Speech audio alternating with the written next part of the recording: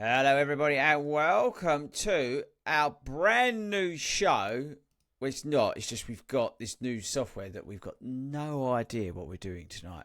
We are freewheeling it as best we can, people, tonight on our live recording of the world's most unbelievable, greatest ever, incredible, podcast. You're welcome.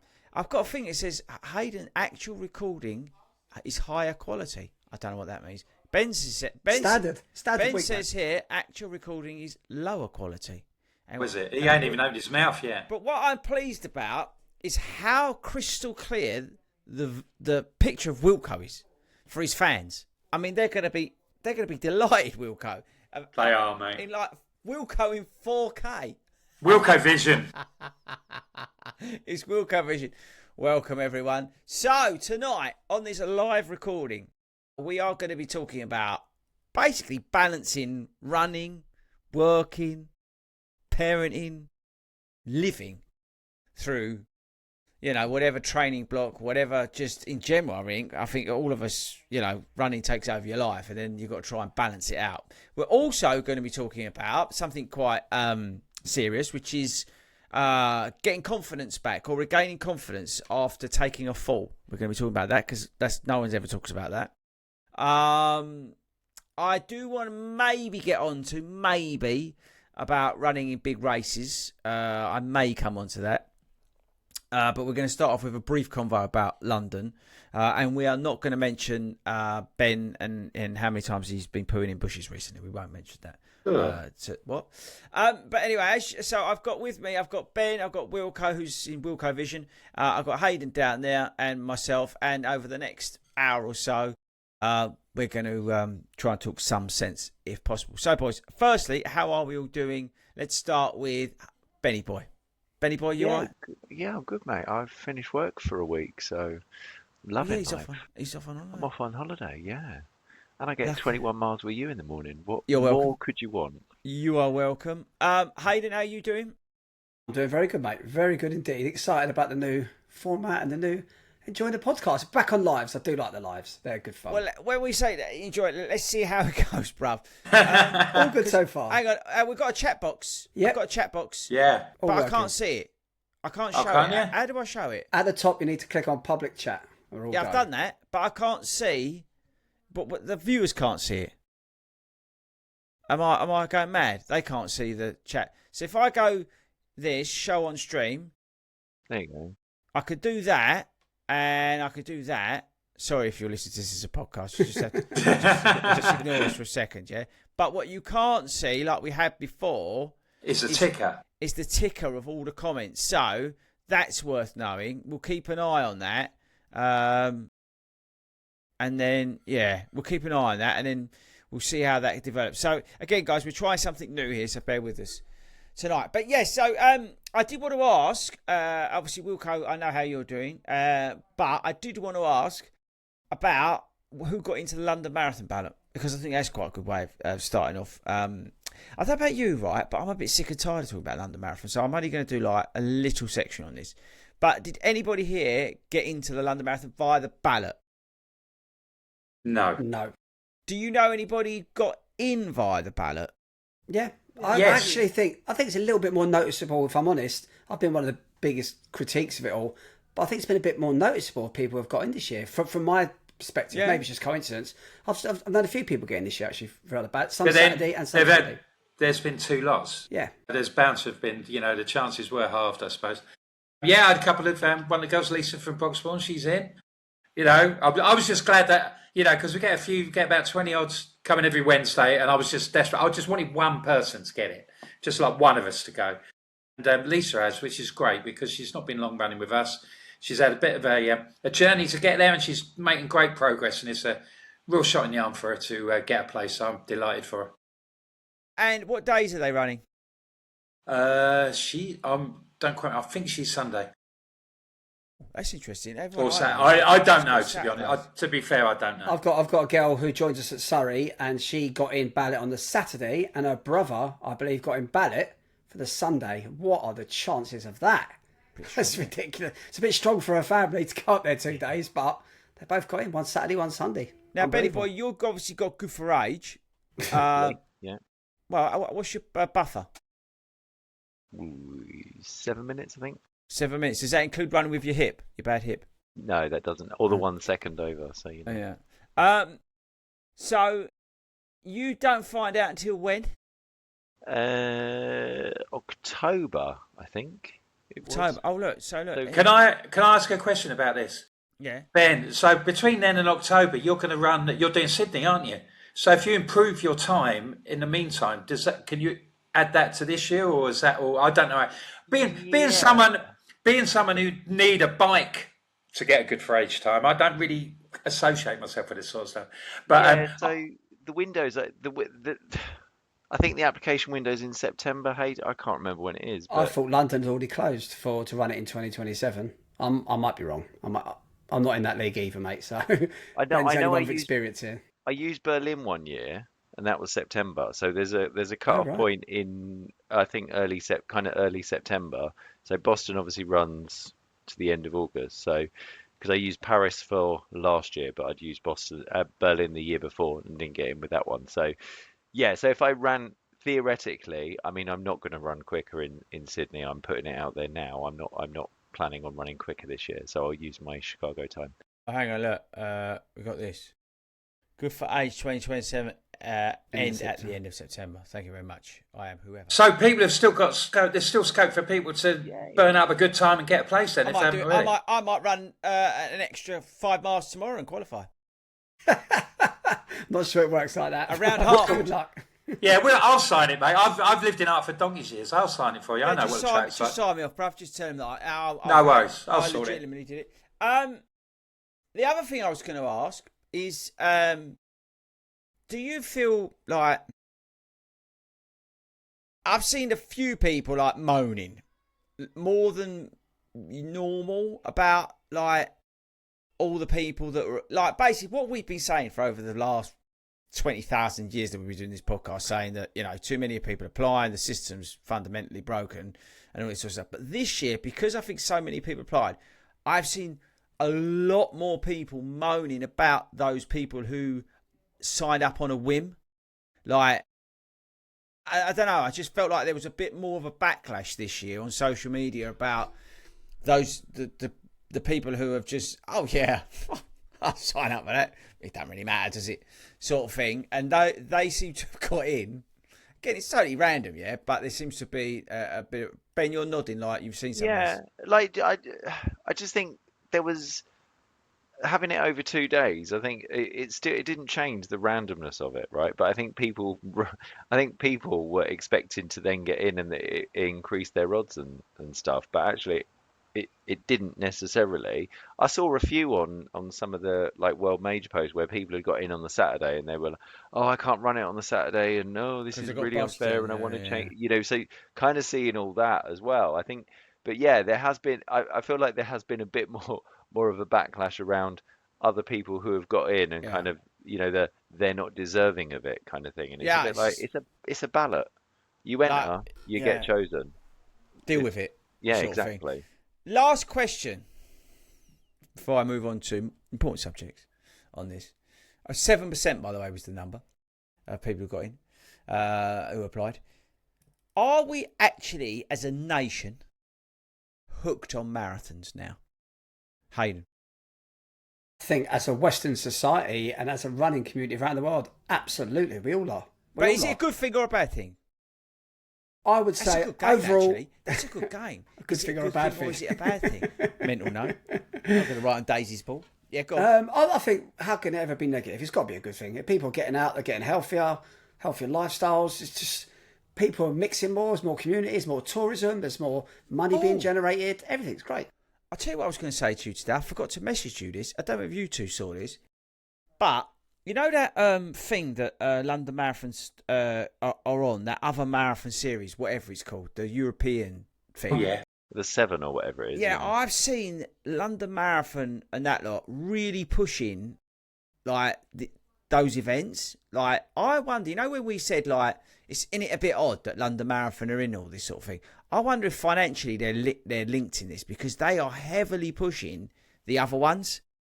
So I wonder what actually. I don't know whether we know the full story behind this. Like, who's like is behind it in terms of the money? Because it just seemed a bit like, I don't know. They were heavily pushing the one in Portugal.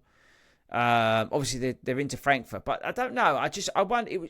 It was a bit odd that London was in this group of marathons, but then now I'm seeing London Marathon events like heavily involved in, like when I'm seeing the posts of the others. I wonder if they've got like a financial incentive of within this like European Classics or whatever they've called it.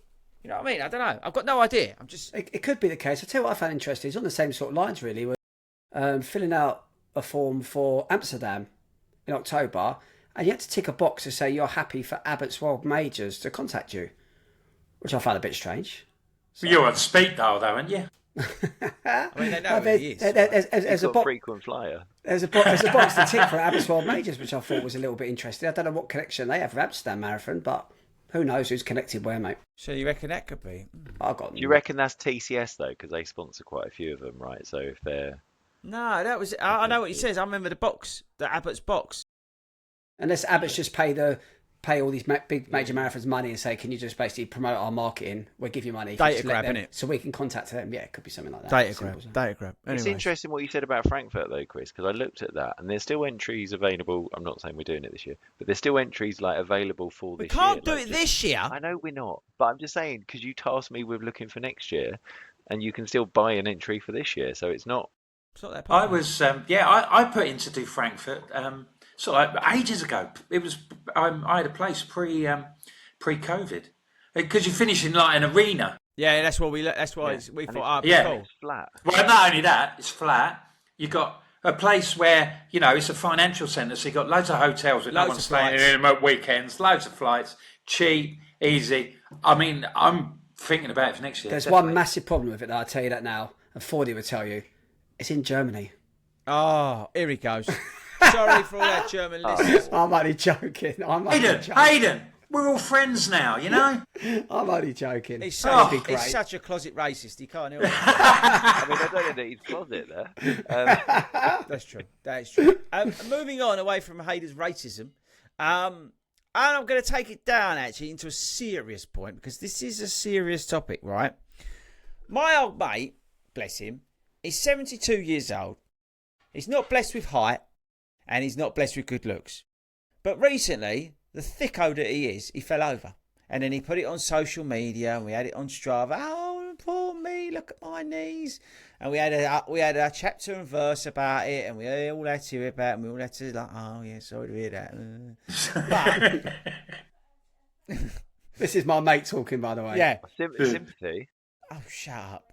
But anyway, on a serious point, I think, and I want to talk to Hayden about it, when that does happen, and it can happen to the best of us, do you feel like your confidence takes a knock? Do you feel, because I was thinking about this, I would be like proper conscious of it afterwards, after taking a bit of a tumble. So, go through it, Hayden, like, how are you feeling about it all?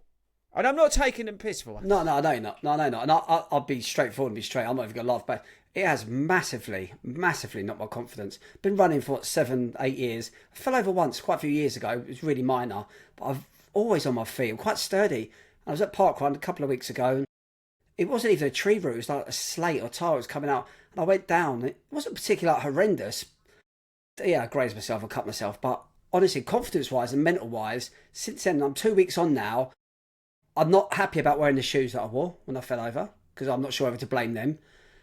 Shoes for Christ. No, I know. So I keep thinking. I keep thinking that the shoes are they a little bit too big? Were they clumsy? And I must be honest. Every time when you run, and occasionally you might hear sort of like, I don't know, your foot scrapes the pavement. You hear that sort of sound. I hear that, and literally again, it brings it back to me almost. And mine wasn't even that bad. I've seen a lot worse falls. But you're right. You're bang on. It's absolutely really, really hit me confidence wise massively. I keep thinking about it. Always keep thinking about it. Yeah, it must be a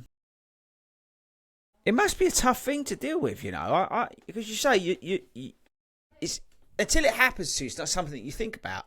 Do you know what I mean? You don't. Yeah, you have the odd, imbalance, and you go down a pothole or whatever. But you know, we're pretty resilient as runners. But yeah, until it happens to you, have you ever had anything like that happen to you, Wilco? I fell over at a park run. That was quite entertaining.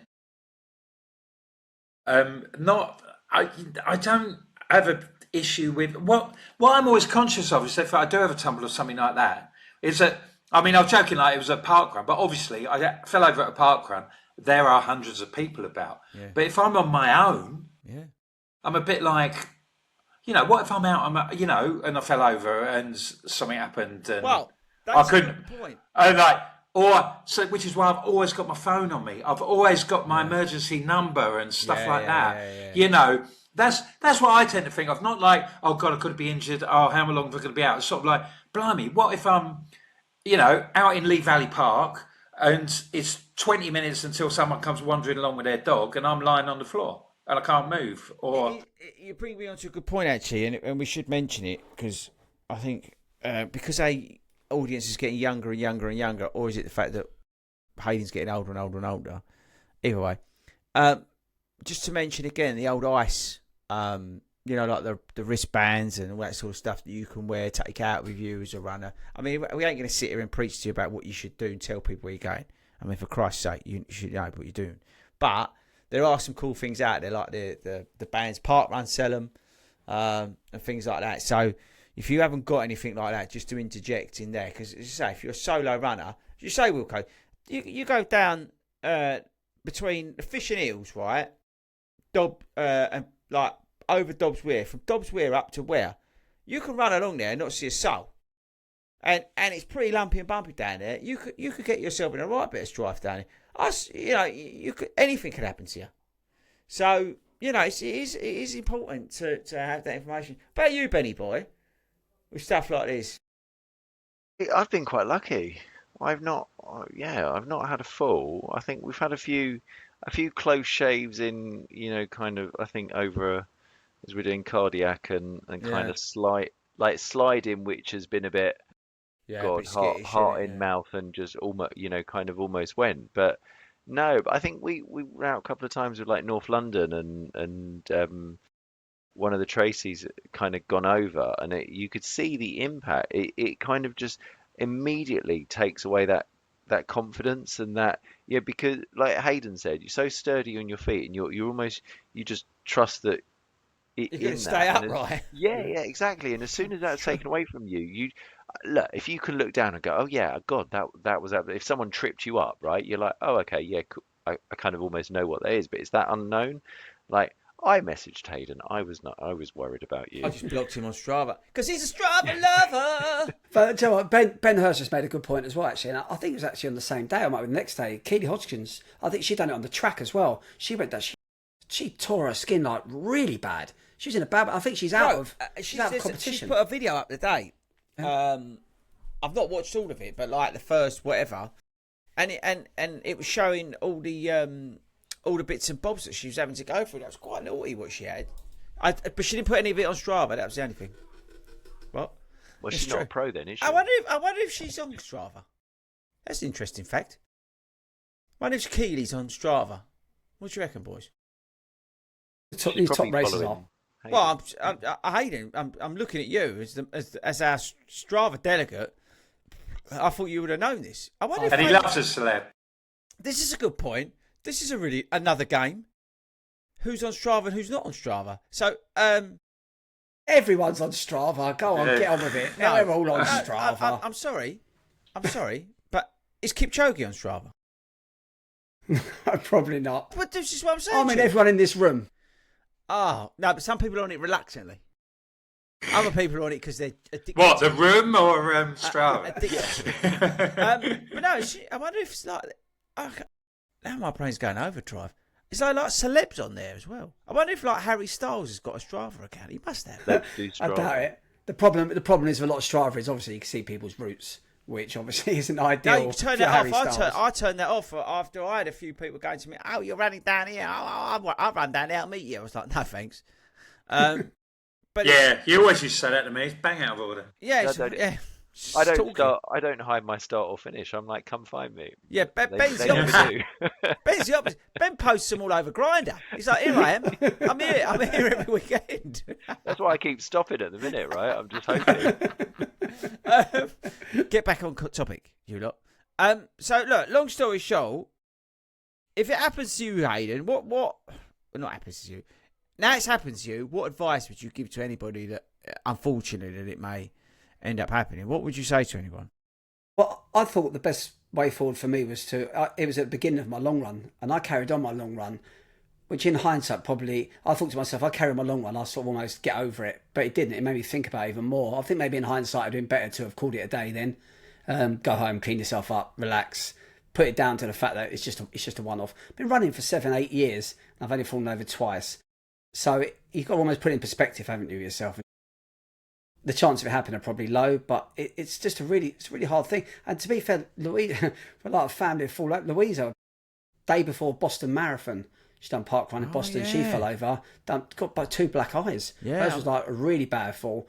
Again, it played in her mind for quite a while after. I'm just hoping it goes away. So, I know there's a lot of people that do. We've got a couple of ladies at Surrey, and one of them on that day, the same day as me, she actually did fall over, but she's very blasé. Got up, she went, I fell over, you know. But I think it's when it first happens to you, it just felt a lot worse than what it actually was. When I look at it realistically, it wasn't that bad of a fall. You cut your knee like you do at a school playground, but it does knock your confidence, and it's something that's playing on my mind even now, 2 weeks on. And lastly, you slagged off your shoes. Who was the brand that you want to slag off? I didn't slag off the shoes. I said I think it. Actually, Chris, it's a good question for you. Because I've had a couple of people. Shoes. No, do you think, is there a chance that of late manufacturers are making the shoes a tiny bit bigger? It might be a stupid question, but do you think there's a? I've just had my last 3 pair. No, I don't know why. My last 3 pairs of shoes that I've got have felt bigger, unless my feet are getting smaller. No, your feet. You're shrinking. Your feet, my Hobbit young friend, aren't getting smaller. Hobbit feet are big and hairy, I thought. Exactly. So this is the thing. This is what I'm trying to say to you. They're actually, what the brands have Hayden, they know you've got Hobbit feet, and they send you shoes. They're sending me the allowance for them. That's what it is then. I would say they all went through a stage of making them narrower. Because I think it's you that tells me to sometimes, ask you advice on shoes, and you'll say to me, I'm a 9.5. You'll say, don't get the UK 9.5, get the American 9.5. No, I always say to you, go your US equivalent. Sorry, US equivalent, yeah. Yeah, that's what I meant. Sorry, US equivalent, which is about a 10.5, I think. 10.5, yeah. US equivalent, you'll always be right. Why? What's the reasoning for that? Because if you look, I haven't got any here, but if you look, our UK sizing differs to the US ones, so you'll find sometimes a 9.5 might actually be a US 10, or it always goes smaller. It's like the Euro size it will differ depending on the brand. So like Adidas, New Balance, their US sizes are different to Nike in terms of the UK crossover and Europe. It's the way that they're. So how do you find your US? That might be a really stupid question. Go on the label on the inside. So best way to find a pair of shoes to fit you, in general, is to your favourite pair of running shoes that you like loads. So whatever that is, let's say Wilco, pair of Brooks, whatever. You look on the label and you go, right, those are a 9.5, whatever size you are, and that's telling me that's a US 10.5. So if you then want to go and buy a pair of Adidas, but you've never had a pair of Adidas before, you go and check the label. There'll be a sticker on the box, or there'll be some of the websites actually you can choose it by US size. Yeah, I think sports shoes do that. To be fair to them. Right. Okay. So there you go. Right. So but picking it by the US size is a constant through all the brands. So that's the best way. It's the best way to pick your shoes. Yeah. That's useful. You're welcome. Right. Value. Should we stop now? So Hayden, do you do that, or did you get? No, I've not had it in the past. It was Chris on the last pair of shoes I got, and he said to me, "Go for." Was it your Hoka's? It was a Hoka's. Yeah, you said go for the US size equivalent. Hoka's the same. Yeah, and it was a Hoka's I fell over in. So yeah, there you go. Cheers, Chris. You're welcome. There was I deliberately picked a pair of shoes, so he took an ice bomb. That's brilliant. Actually, yours ruined because mine are absolutely trashed. I showed you a picture the other day. They're in a bad way. Are they worn out all on the bottom? They're starting to wear out. But to be fair, I think I've done about 240 miles on them. So yeah, I don't think the thinking was particularly good. Right, anyway, that's a story for Monday.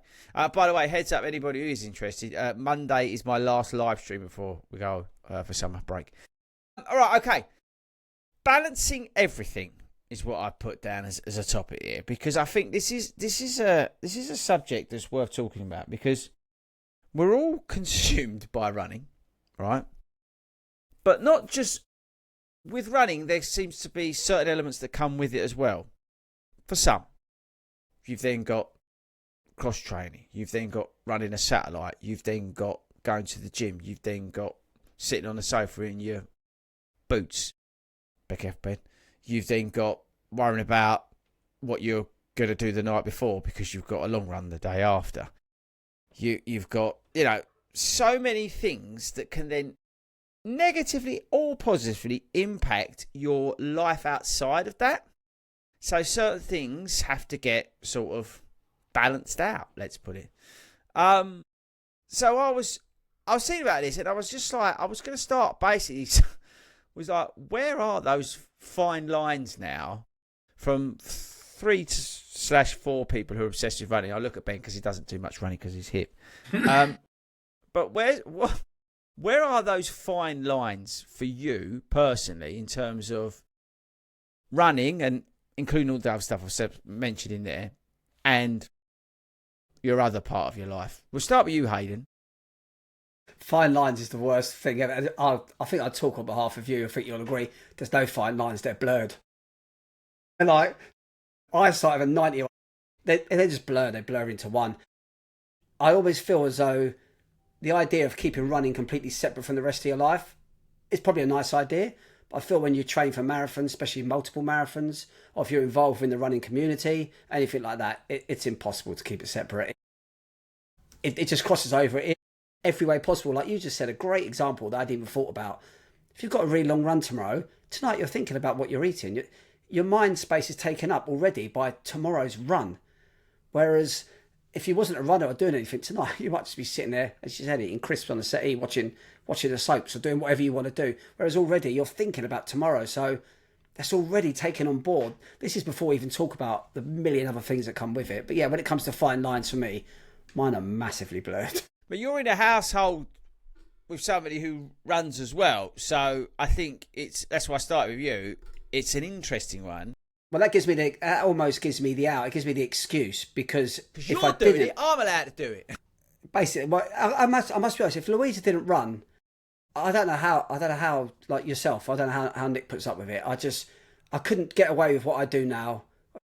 All the time I spend, even if you don't get involved with the running community, if you're just a runner, when you go out for 3 hours on a Sunday, every Sunday, or on a Saturday, and then you're racing on a Sunday, and you've only got the weekend with your partner. That's a lot of time spent without them. It's difficult. Yeah, really difficult. Ben, for somebody who pretends to work hard, what's your how do you manage it in terms of the balance between work, socialising, and the running? Because obviously you're a social animal, you love it. So how do you find the balance? Similar to Hayden, like those lines are so blurred, and almost, I think, having the couple of months off, I was doing so many other different things, and I think I said to you last week, I was just like, how the hell do I actually have time? Like I was genuinely thinking through it of how the hell did I have time to be running like 50, 60 miles a week? I was just like, this is, and that's why I think it's taken me a bit kind of time to get back into it, and I think. During the summer's a little bit easier. You've got slightly, kind of longer days and stuff. But I think it's that prioritization. It's so hard because you do like to that point. There's so much that goes into the running. It's not just a case of I'm going to go out for a run. It's that kind of okay. What oh, I need a rest day on Friday because I've got like almost the long run prep starts the week before. You're planning, you're sitting there planning the next week ahead, and then planning your life around that, and it's weird. I mean, I kind of went on a couple of dates with someone who didn't run, and it's just that kind of thing of like, well, yeah, but I can't go out with them next week or on that day because I need to go for a run, or when you because I'm in a marathon training block and that's my priority. So for me, it's the thing that after work I've now started when I finish work and I'm in the office, going for a run straight from the office and then driving home afterwards, just to prioritize it and kind of get out and get it done. But it's got that, it's consuming that you don't think it will be. Wilco, just to come to you, I think you're a great person to talk about this. Obviously, you've got your work side of things as well and your family and everything, but then you've got the massive commitment as well of running effectively, it's a satellite club, but it's a club, right? So so you've not just got your running, right? You've got the running club element of it, the social element of that, organising everything that goes into that as well. You obviously help massively with the club as well. So, I mean, you, on paper, like Hayden, like Ben as well, but you can't escape it. So how do you... No. I know that's choice. But I don't want to. No, I know you don't. But how do you find the right balance between that and the other side of your life, your work, your family, the important stuff? Well, it provides a sort of like a bit of a focus.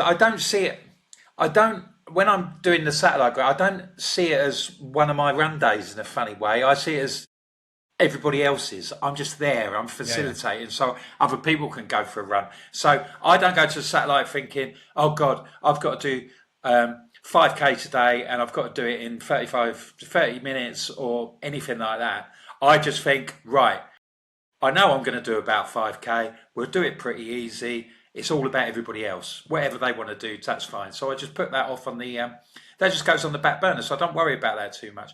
But it's just... the thing is that the running... we say about, how do you separate your running and your social life? In a great degree, my running is my social life. It ticks both boxes in that sort of respect. I don't have... I've got the people I work with... things like that, but invariably the vast majority of the people, apart from my immediate family, who I spend time with, are runners themselves. So we're all doing things. We're going out on a Sunday morning. We're all going out as a big group. We're going together. See, like this Sunday morning, we're going down to Richmond to have a run down there. So that's all socialising, and then it'll be lunch. We'll all go for lunch together and all those sort of things. Amazing. So I don't have to worry. It is amazing. So I don't have to worry so much about, I'm not keeping up with my other friends and all that sort of thing, because basically I ain't got any.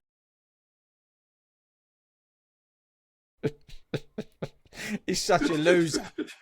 I am. Just such a sad git. Sad... No, he's brilliant. So I don't have to worry about that. I mean, with these things, it's all trial and error. I mean, there's a lot of difference between fitting your social life in and fitting your family in. We're in a position where Ben has, your kids, they're still sort of like at the age where, you spend a lot of time with them. I don't live with my daughter. Hayden's kids, they're older as well. They've got their own lives. They've got their own social life, stuff like that. Ben hasn't got any. So there's a big difference between making time for your family and making time for... It's easier to sort of like sack off the odd event or pop to the odd thing for an hour if you want to show your face and stuff like that. So it's all about... I find it's all trial and error. And I'm fortunate that work is quite flexible, that I can sort of like fit things around, and I adjust my own lifestyle now. It's fortunate it's the summer. Like today, I'm out at 7 o'clock running. What was that bang, by the way? That was me, sorry. What are you doing? Was that the butler? Are you falling over? Yeah. What was that? That was the cloche for dinner. That was it. Was it the butler ringing the bell? Yeah. Jesus I wish. Are you going to apologise to people who listen to this show? I just said sorry, that was me, didn't I? Jesus. Someone could have fallen over, Hayden. I know. I know. Someone's just fallen in the river because of Laser shoes. What the hell's that? Because of your hokers. Right, let's get back to it. Get back to it. I've got a question for you. bit spicy for this. Is running then actually a bad thing? Because there's obviously sports and pastimes that take over your life, yeah? People are mad obsessed with certain things. Football, whatever, golf, whatever. But is it me, or does running seem to consume you like more than anything, any other pastime, hobby, whatever I've ever been into, right? Running seems to, I know you find your thing, right? And maybe that's an element of it. But I've played golf, I've been fishing, I've done this, I've done that. You know, I've mucked about with horses and all this sort of stuff. But running, Ben, just seems to be like the most thing that just overtakes your whole life. Like, as I said to you, it's not just the running element. You've got the gym, you've got the thing, because I'm going to go swimming because that's going to help my running. I can't go out to dinner there because that's not very good for me, because I need to do my long run on Saturday, so I can't really go out Friday nights anymore. Sundays, got races. Sorry, races. Saturday night, no, we're not going to that person's house because firstly, I don't like them, and secondly, I've got a race. You know, it just seems to be like, do you know what I mean? And everything, it's like it's got so many tentacles, like, that just reach in and pull you back in. More than anything else, I don't know. Is actually, if we step away from it, is it got bad for you? Aidan, what do you reckon? Do you know what I'm saying? Yeah, no, I totally get what you're saying. And your analogy about the tentacles is quite good. It's quite fitting. But I do think there is other sports. I played football for a long time. We train one night a week, but I try and keep fit the other couple of nights. So that's related to it. And after training, we'd always go to the pub. We'd play football sometimes on a Saturday, or you'd have a cup game on a Sunday. You go to the pub afterwards. So that was quite time consuming in itself as well. I think any sort of hobby you have can take a lot of time, but you're right in what you're saying about running. Running feels like it needs to be full time, especially if you are training for something. And I think that's the difference. A lot of other sports, a lot of other hobbies, they become a bit more part time, whereas running just seems to take up so much more. And I think it's more of a lifestyle than a hobby, isn't it? Maybe, yeah. Because sort of like it just, you know, it takes, it does enter all into your different, you know, like I'm arranging my work rota and I've got to think, oh, when am I going to have that day off? We're doing this on Saturday, so I need to do I won't be able to have Sunday off, so I'll have to do me long run on a Thursday and things like that, and social stuff. And, you know, it becomes a lifestyle thing rather than a release. It is a release to a certain degree, but it's like Hayden said, like he'd play football, he'd go training on a Thursday night and he'd play on a Saturday afternoon. He wouldn't train 6 days a week. No, that's what I mean. Do you think, actually, Fordy, it's a good question for you then, and Wilco's just hit on that. Is this the evolution of running though? Because let's go back 25, 30 years. If you was at a traditional club and you turned up on the track on a Tuesday night, done your session, maybe done a long run, and then you wouldn't have as many races. I find like your traditional club runner, they don't go to as many races as what us idiots do. We're every year we're going to go to Vitality, Winter 10K, we're going to go to Saucony, we're going to do these races, whereas your traditional club runner will focus on maybe 2 or 3 races. They'll only ever do one marathon. So is this because we're talking about this now because running's evolved and we've got that new evolution, which we spoke about, whereas running is now, it is more of a social thing. Yeah. It's well, not no, that I think, traditional look, thing. you'd have inter-club competitions and things like that, and that side of things. Obviously, you've got cross-country leagues and all that kind of cool stuff, you know, that traditional model. Yeah, you had races, but the commercial element of races, because the popularity took over as well, it's not just, it's boomed, isn't it? Even pre-COVID, if you think about it, there was a lot of races that were around, big events. So yeah, it was definitely around. But yeah, I mean, you go back then, there was less of them for sure, but the interclub stuff was going on. And that side of things. So, and I think we'll actually go back to that. It's nice because I do want to come onto that point to finish tonight. So, but I think that even you say that about the club runners, but there's a lot of local events that have always been around, but they're now getting even more popular because so many non-club runners are now taking part in them. So, like, Ben, you're nodding like I'm thinking St Albans 10K. Yeah. Is it this Sunday? St Albans It 10K. is, Yeah. You know, it's a race where you'll see a lot of local club runners. You'll see those traditional, like wear 10s. Right. Again, it's an example of it. They're races that have been around 10, 15 years that the clubs would always turn up at, you know, and do them. But because you've got the popularity of running, there's a lot of unattached runners out there and stuff like that. But they're now going to those races because the race organisers are advertising them on the local level, and there's demand. So it's like, you know what I mean? It's like it's just building and building and building. So they've always been there. It's just they've been swelled by sort of unaffiliated runners. Does that make sense? Yeah. No, it does. Sorry, Ben. Do you think as well? I was going to say social media. I think social media's got a part to play in this as well. Yeah, you very know much. that kind of. You look just even within our group. My God, the FOMO that is created. Just you kind of look and any event and kind of people are like, oh my God, I wanted to be part, and so straight away booking a year in advance as well. So it's that Year and a half. accessibility. Yeah. Well, I remember. I keep remembering when we were all lying around the pool at Lanzarote. God, book it. And Vitality 10K, they went, quick, £15 entries to the thing. And like, all of a sudden, like, there was this buzz around the pool. And then everybody's just sat there, just like, oh, what time are you put? Oh, what's my emergency number? And like, it just, everybody just got completely engulfed in it. I make you laugh. You used to see it years ago. Cambridge Half. The Cambridge Half used to be a massive club race. There was a lot of club runners and stuff like that, but I don't know, it sounds a bit wrong, but like almost been priced out of it. And then I think they've even gone to a ballot now. Do you know what I mean? It's like, and you can't blame the organisers because they're making hay, right, and all that sort of stuff. So fair play to them. But yeah, there's always been those sort of races around, on a local level. Obviously, but again, I'd say that. So we're talking about like taking up, consuming our time. Yeah. The local races, yeah, that's great. Now we're seeing, you saw at Saucony, we've got people coming down from all over the country that come down to join us, and people are travelling far away for these races, which again takes up. He might go the night before, so it's taking up hotel space, taking up whole weekends. This is a different thing that didn't used to happen as much. As you said, there was inter clubs, but the local clubs, local races. Yeah. I think now because everyone's look at Bladen races. Wow, yeah. I mean, that's Bladen races. Yeah, that's a great example of one of the most traditional, brilliant races that you could, if you want a proper local club event, go and do the Bladen races. If you can get in, it's unbelievable. Hayden and I have been lucky enough to do it. It's phenomenal event. Was it 8K or something like that? It weren't even 10K. It was just under, wasn't it? Yeah, it was a strange distance. Yeah. It was brilliant.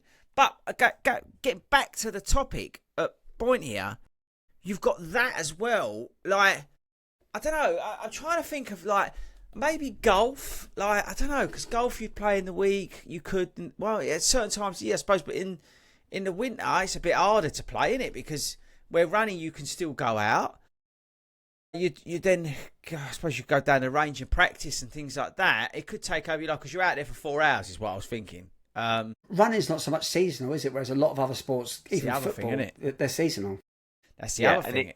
And is it about having that goal? So, you book a marathon, right? So you've got whatever your training plan is. So you've got that kind of almost with football, it's every week or go or kind of that. Whereas with the run, if you book it like that, you are working in such large blocks. Well, that's the thing, isn't it? They have off seasons, don't they? Really? Do you? Someone asked me this, I think, on the live stream Monday.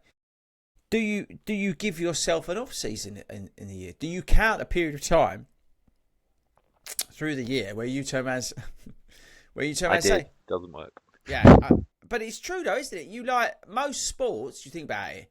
That's that game, isn't it, where they use that wooden thing and they throw a really hard ball about and nobody watches, they'll get hammered. What's that called? It's really boring. I can't remember the name. Yeah, that's it.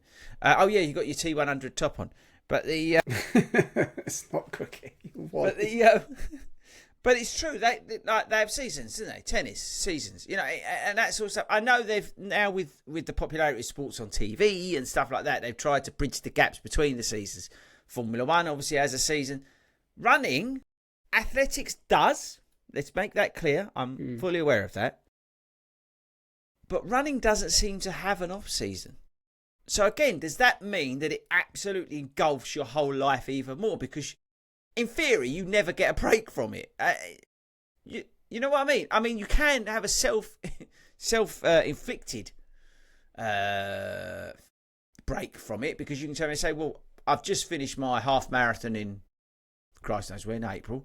I'm now going to take 3 months off. I'm going to do no running.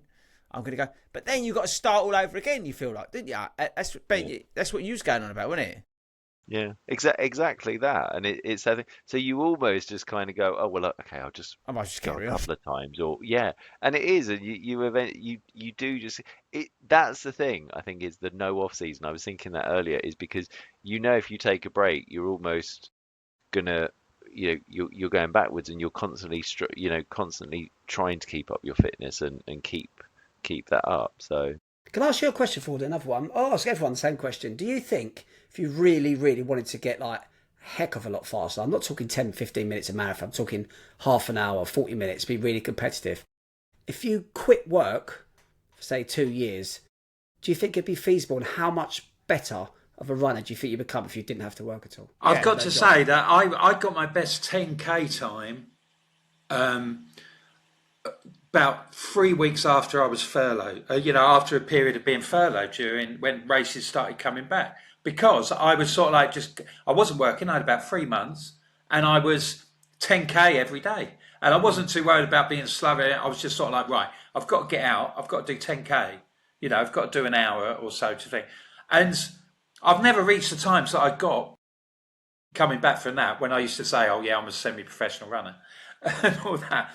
But I think if you have a bit of, you need direction, don't you? And you need a plan and stuff. But I think I wouldn't rule it out. But go back to your point, you would be, because volume. I can't. So this week I've run 50 miles, right? My peak mileage last block was 62 miles, 100k for you, because I know you like to work in funny numbers. That is probably the maximum-ish. I could probably squeeze a little bit more out. But with going to the gym, work, and not just work as in like 9 to 5, work, I finish at 9 to 5 and then I work till 8 o'clock every night, yeah? With trying to balance at home as well, and I've got an unbelievable family who just totally like let me basically just crack on. So what are you doing this weekend? Oh, yeah. They're unbelievably supportive in that respect, right? So I'm just like the luckiest man in the world. I don't think I can get much more miles out of the week. This week's been a struggle to get 50, if I'm honest. Yeah, I've been to the gym 3 times. That's a focus. So I could have sacked one of them off and, whatever, right? But I need a full day's rest as well.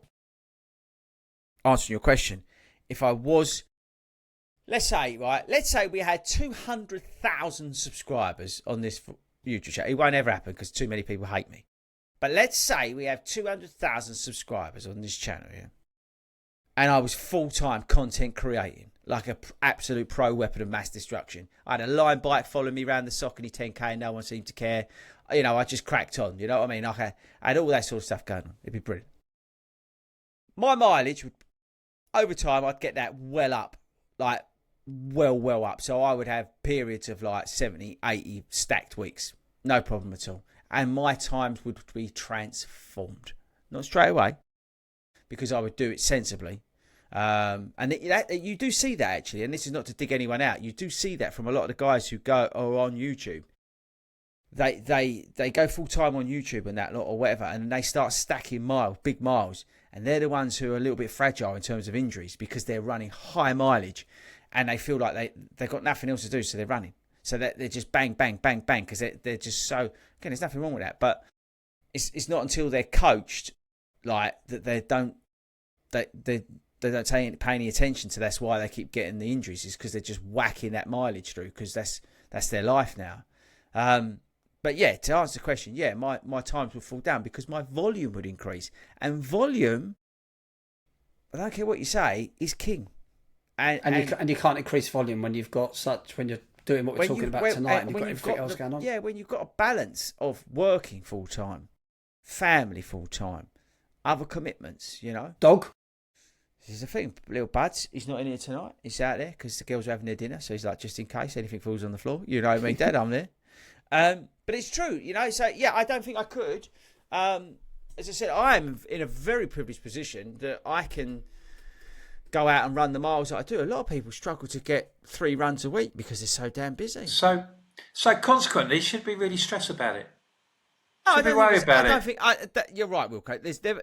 You shouldn't be doing, as I always say, you should never be doing something if it's stressing you out. It's like, why be part of why be in a Facebook group if you don't like anybody in there? It's just absolutely pointless. Just leave. Why be a part of a club if you don't like what the clubs do? Just leave. Like, do you know what I mean? Why get yourself stressed out about stuff?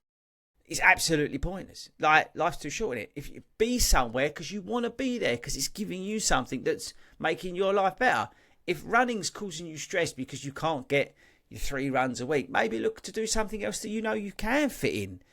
Do you know what I mean? Whether that's, I don't know, cross training, fencing. I saw a geezer today at the gym. He was doing this thing with this sword. It's really weird.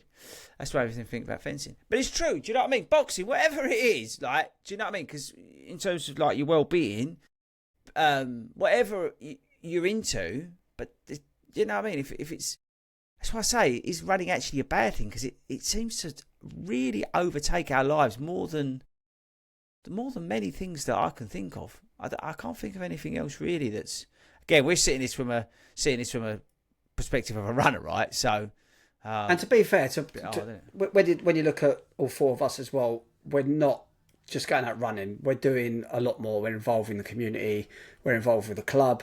We're sitting there on a Friday night when we could be at the pub with our mates and we're doing a podcast. We're not literally just going out and training. So we've got that element coming into it as well, which obviously amplifies things. When we're looking here, we're starting to think, "Whoa, this is not overwhelming, but there's a lot going on here." But we have almost taken it to another level doing that sort of stuff. Yeah, we are extreme. Yeah. I'll give you that point, 100%. We do live and breathe it. You're sure. Yeah, everyday runner who's, as you say, he's working, running is his thing because he enjoys it. It gets him out of the house. It gets him, in terms of like what you were saying, Wilco, earlier on, that relief and whatever. Loves his park run on a Saturday, rest of the weekend. He's with his mates on the beer, sees a family, whatever, social animal. That sort of stuff, it works, doesn't it? So, we're looking at it from a very narrow point of view versus probably the reality for a hell of a lot of people. But I would say this is that it is the one thing that can really suck you in. Because that guy might be like absolutely itching to do more, but he can't. But then on the flip side, that is the good thing with running, is that you can, it's low touch if you want it, in terms of you can just like lace up, go out, get your 5K 3 times a week because it's doing some good for you.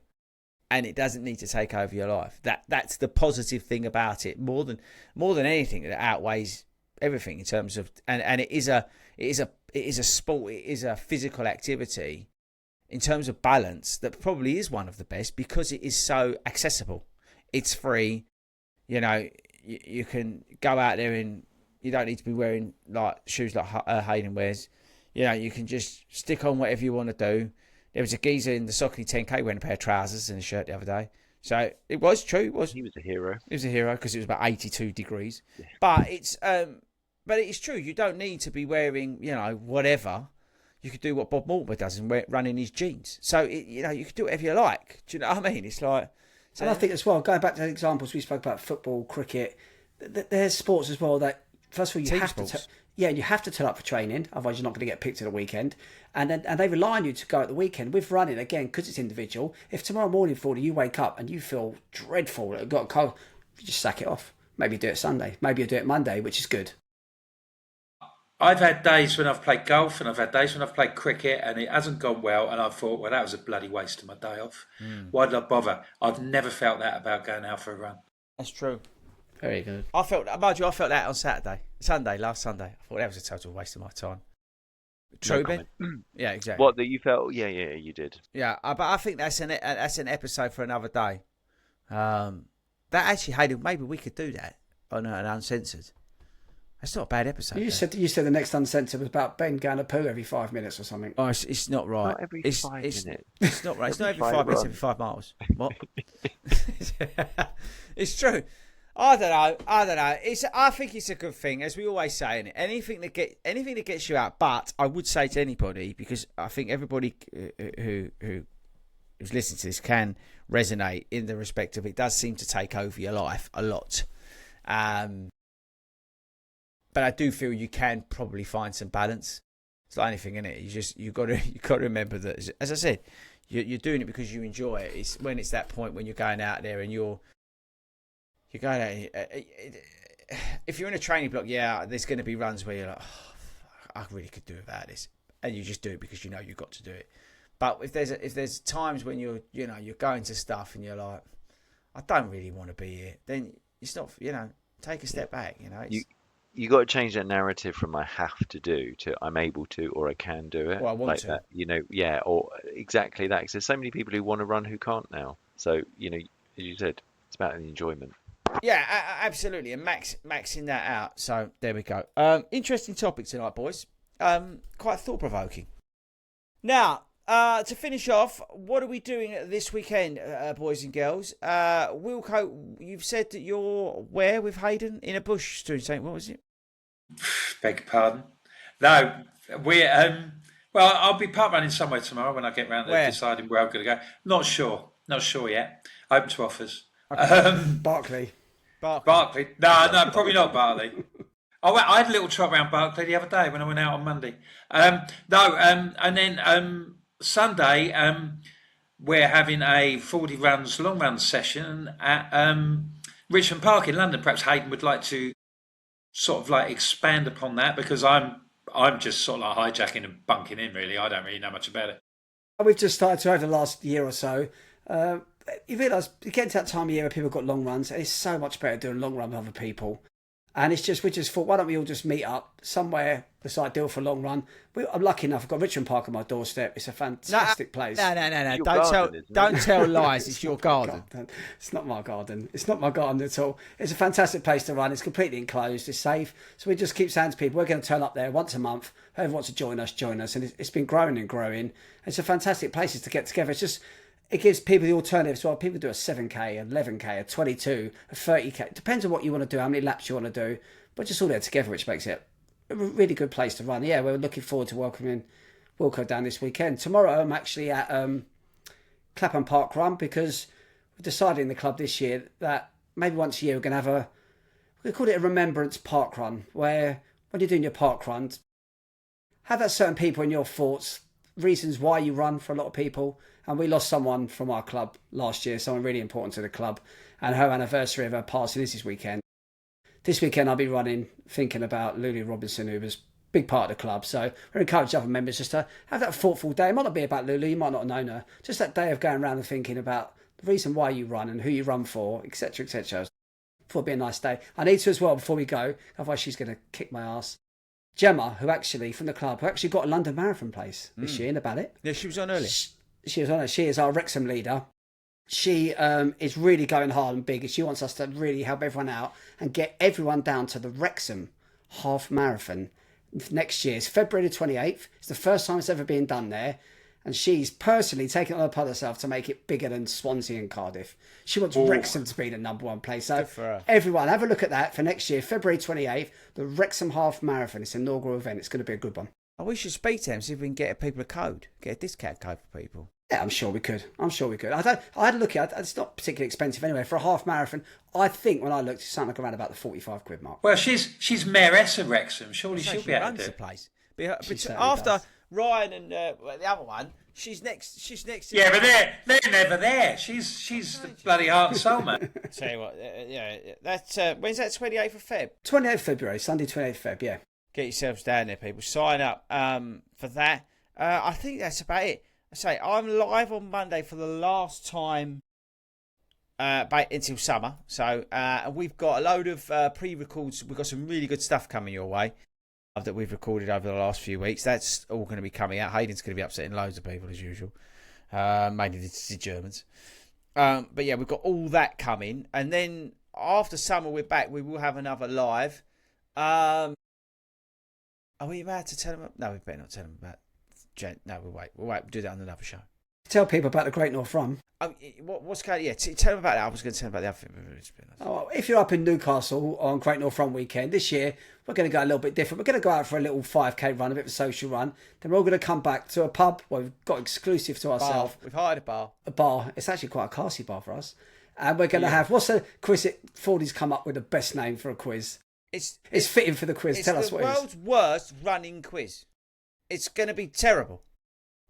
Honestly, it's genius. We've got great prizes we're giving out. It's going to be good fun. So if you're in the area, you're up for Great North Run, go onto the 40 Runs website, click on the events and get yourself signed up for the quiz. Free to enter, absolutely, of course, and the run is as well. There we go. Right, so, boys, now we've got to work out how to end this live stream / podcast. So what I'm going to do is I'm going to play the outro. And thanks to everybody who's watching and listening to this, by the way. You have to just, forgive us for this next bit.